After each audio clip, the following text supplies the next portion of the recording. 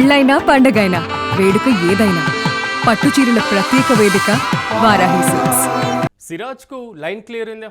వెస్టిండీస్తో మ్యాచ్కు team India big sketch వేసినట్లుగా తెలుస్తుంది. కీలక ప్లేట్లో మేనేజ్మెంట్ సంచలన నిర్ణయం తీసుకున్నట్లుగా తెలుస్తుంది. మొత్తం మీద ఆల్రౌండర్ శివం దుబేను పక్కన పెట్టేటువంటి అవకాశాలు కనబడుతున్నాయి. అయితే శివం దుబే స్థానంలో సిరాజ్ను తీసుకునేటువంటి అవకాశాలు చాలా పుష్కలంగా ఉన్నాయి. బౌలింగ్ విభాగంలో వెనుకబడ్డటువంటి టీమిండియా ప్రస్తుతం పేస్ విభాగంలో మాత్రం సీరియస్ కోసం పూర్తి స్థాయిలో ప్లానింగ్ చేస్తున్నటువంటి పరిస్థితి.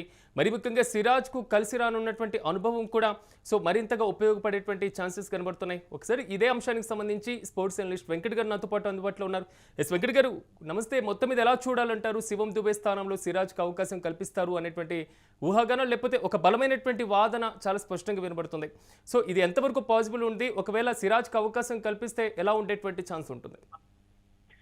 సిరాజ్ అంటే మహమ్మద్ సిరాజ్ కి సంబంధించి అవకాశాలు కల్పించే అంశాల విషయంలో కొంత సందిగ్ధత అయితే కనపడుతుంది. ఎందుకంటే అతను సీనియర్ బౌలర్ దానికి తోడు అతను మొన్న ఆడినటువంటి మ్యాచ్ లో కూడా అతను చాలా అద్భుతంగా, అంటే అమెరికాతో ఆడినటువంటి మ్యాచ్ లో కూడా అతను చాలా అద్భుతంగా రాణించాడు. అయినప్పటికీ కూడా అతనికి అవకాశం కల్పించకుండా పక్కన పెట్టడం అనేది తీవ్ర విమర్శలకు దారితీసింది. ముఖ్యంగా జట్లో 8 మంది బ్యాట్స్మెన్లు ఎందుకు అనేది ఇక్కడ ప్రధానంగా ఉన్నటువంటి ప్రశ్న. ఆల్రెడీ ఇప్పుడు మనం చూసుకుంటే కనుక అభిషేక్ శర్మ గానీ, సంజు శాంసన్ గానీ, ఇషాన్ కిషన్ గానీ, సూర్యకుమార్ యాదవ్ గానీ, తిలక్ వర్మ గానీ, లేదంటే అక్షర్ పటేల్ గానీ, అలాగే శివం దుబే, ఇలా మొత్తం కూడా దాదాపుగా 8 మంది బ్యాట్స్మెన్లు ఉన్నారు. ఏదో ఆల్రౌండర్లు కలుపుకునైనా, లేదంటే బ్యాట్స్మెన్ మిడిల్ ఆర్డర్ అయినా, టాప్ ఆర్డర్ అయినా చూసుకుని 8 మంది ఉన్నారు.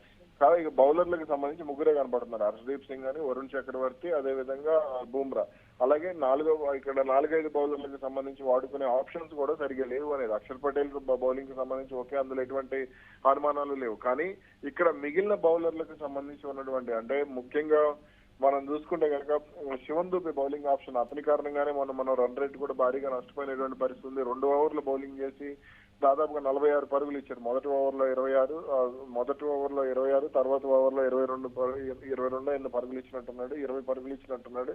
కాబట్టి దీని ప్రభావం అనేది జట్టు రన్ రేట్ మీద కూడా తీవ్రంగా పడినటువంటి పరిస్థితి మనం చూస్తున్నాం. కాబట్టి ఇప్పుడు సిరాజ్ కి అవకాశం ఇస్తే బాగుంటుందనే ఒపీనియన్స్ కూడా వినపడుతుంది. ఎందుకంటే ముగ్గురు పేస్ బౌలర్లు ఉంటే అది ముఖ్యంగా మన సీనియర్ జట్ల మీద, పెద్ద జట్ల మీద ఆడినప్పుడు ఆ అనుభవం అనేది ఖచ్చితంగా అంటే ఉపయోగపడుతుంది. సిరాజ్ కీలక సమయంలో ఆ వికెట్లు తీయగలిగేటువంటి సామర్థ్యం ఉన్నటువంటి బౌలర్, అదేవిధంగా పవర్ ప్లేలో కట్టడి చేయగలిగే సామర్థ్యం ఉన్నటువంటి బౌలర్ గా కూడా మనం సిరాజ్ ని చూడవచ్చు. కాబట్టి అంటే రాబోయే వెస్టిండీస్ తో మ్యాచ్ అనేది అత్యంత కీలకం. ఈ మ్యాచ్ లో ఎలాగైనా సరే గెలవాల్సినటువంటి అవసరం కూడా ఉంది. కాబట్టి వెస్టిండీస్ మీద సిరాజ్ కూడా టెస్ట్ క్రికెట్ లో కానీ, వన్డేల్లో కానీ, ఇటు T20లో కానీ మంచి అనుభవం ఉంది. కాబట్టి ఖచ్చితంగా సిరాజ్ ను వాడుకోవాల్సినటువంటి అవసరం అయితే ఉంది. మరి దీనికి సంబంధించి టీమిండియా యాజమాన్యం కానీ, అటు కోచ్ గంభీర్ కానీ, లేదంటే కెప్టెన్ సూర్యకుమార్ యాదవ్ గాని ఆలోచన ఎలా ఉందనేది చూడాలి. కానీ సిరాజ్ జట్లో ఉంటే మాత్రం అది అటు అంటే ఇతర బౌలర్లకు కూడా అది ఖచ్చితంగా హెల్ప్ అవుతుందనే చెప్పుకోవచ్చు.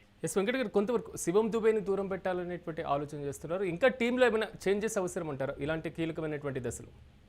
నా అభిప్రాయం ప్రకారం తిలక్ వర్మను పక్కన పెట్టి వాషింగ్టన్ సుందర్ ను జట్లోకి తీసుకురావాలి. ఎందుకంటే వాషింగ్టన్ సుందర్ అతను క్యాంపుల్ ప్లేయర్, అతను ప్రూవెన్ ప్లేయర్ ఆల్రెడీ. కానీ అతనికి అవకాశాలు ఇచ్చే విషయంలో మొన్న తిలక్ వర్మ ఫెయిల్ అయ్యాడు, మిగిలిన ఆటగాళ్ళు కూడా ఫెయిల్ అయ్యారు. అయినా సరే ఆ వాషింగ్టన్ సుందర్ ని పక్కన పెట్టడం అనేది కరెక్ట్ కాదు. అదే విధంగా ఆ టాప్ ఆర్డర్ కి సంబంధించి టాప్ ఆర్డర్ లో వికెట్లు పడుతున్నప్పుడు ముఖ్యంగా 3 లేదా 4 స్థానాల్లో కనుక వాషింగ్టన్ సుందర్ ను పంపిస్తే దాని ప్రభావం అనేది ఆ జట్టు విజయ అవకాశాలపై కూడా పడే అవకాశాలు ఉన్నాయి. అదేవిధంగా అతను బౌలింగ్ లో కూడా మంచి రిథమ్ ఉంటుంది. అది స్పిన్ బౌలింగ్ లో కూడా అతను అవసరమైన సమయంలో ఆ ఫ్లైట్ డెలివరీస్ తో మంచి బౌన్స్ పట్టగలుగుతాడు.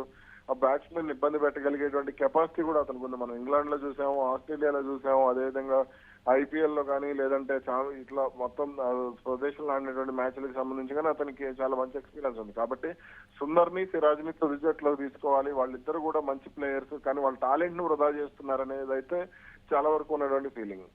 వెంకట్ గారు, ఎలాగో నెక్స్ట్ వెస్టిండీస్తో మ్యాచ్ జరగబోతుంది కాబట్టి ప్రీవియస్ మ్యాచ్తో పోలిస్తే ఈసారి మ్యాచ్లో ఎలాంటి చేంజెస్ అవసరం అంటారు? మిస్టేక్స్ చేశారు కాబట్టి ఈసారి అలాంటి మిస్టేక్స్ ఎలాంటి ఉండకుండా ఉంటే బెటర్ అంటారు?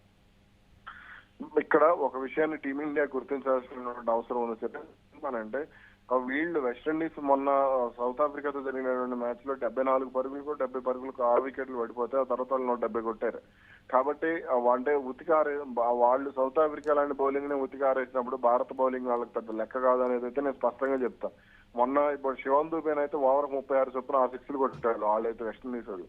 కాబట్టి ఖచ్చితంగా దాదాపు 70 పరుగులు ఇచ్చాడు 2 ఓవర్లు బౌలింగ్ వేసి. కాబట్టి ఇక్కడ మనం అంటే జట్టుకు సంబంధించి వెస్టిండీస్ ని చాలా సీరియస్ గా తీసుకోవాలి. వాళ్ళు జింబాబ్వే విషయంలో కూడా అలాగే ఆడారు, సౌత్ ఆఫ్రికా విషయంలో కూడా వాళ్ళు అలాగే ఆడారు. సౌత్ ఆఫ్రికా బ్యాటింగ్ బలంగా ఉంది కాబట్టి వాళ్ళు ఓపెనర్లు కానీ, తర్వాత రికెల్టన్ కానీ, 1 డౌన్ లో వచ్చినటువంటి రికెల్టన్ కానీ వాళ్ళు అద్భుతంగా రాణించబట్టి పెద్దగా ప్రాబ్లం లేదు. కానీ సౌత్ ఆఫ్రికాకు అయితే ఇప్పుడు భారత్ విషయానికి వస్తే వెస్టిండీస్ బౌలింగ్ కూడా కొంత గట్టిగానే కనపడుతోందని చెప్పగలను నేను. కాబట్టి మరి దీనికి సంబంధించి ఎటువంటి మార్పులు చేయబోతున్నారు అనేది కూడా కొంత ఆసక్తిగా మారింది. రైట్ వెంకట్ గారు, థ్యాంక్ యూ. మొత్తం మీద వెస్టిండీస్తో మాత్రం మ్యాచ్కు టీమిండియా బిగ్ స్కెచ్ వేసినట్లుగా తెలుస్తుంది. కీలకమైనటువంటి మేనేజ్మెంట్లో సంచలన నిర్ణయం తీసుకోబోతున్నారు. సో ఈ స్టేజ్లో మరి ముఖ్యంగా చెప్పాలంటే ఆల్రౌండర్ శివం దుబేను పక్కన పెట్టేటువంటి అవకాశాలు చాలా పుష్కలంగా కనబడుతున్నాయి. దుబే స్థానంలో సిరాజ్కు తీసుకునేటువంటి ఛాన్సెస్ ఉంటున్నాయి. అయితే బౌలింగ్ విభాగంలో వెనుకబడ్డటువంటి టీమిండియా పేస్ విభాగంలో మాత్రం సిరీస్ కోసం ప్లానింగ్ అయితే చేస్తున్నట్లుగా తెలుస్తుంది. మరి ముఖ్యంగా సిరాజ్కు కలిసి రానున్నటువంటి అనుభవం కూడా మరింత తోడయ్యేటువంటి అవకాశాలు కనబడుతున్నాయి. సో మొత్తం మీద వెస్టిండీస్ మ్యాచ్కి సంబంధించి మాత్రం సిరాజ్ని తీసుకొని బలమైనటువంటి దిశగా తమకంటూ ఒక కీలకమైనటువంటి స్టామినాతో అంటే ప్రదర్శన మాత్రం మరింత ఆకట్టుకునేలాగా చేయాలనేది మాత్రం టీమిండియా బిగ్ ప్లాన్లో ఉన్నట్లుగా తెలుస్తుంది. అందుకోసమే దుబేని కొంతవరకు పక్కన పెట్టేసి సిరాజ్ని తీసుకునేటువంటి ఛాన్సెస్ అయితే మాత్రం చాలా పుష్కలంగా కనబడుతున్నాయి.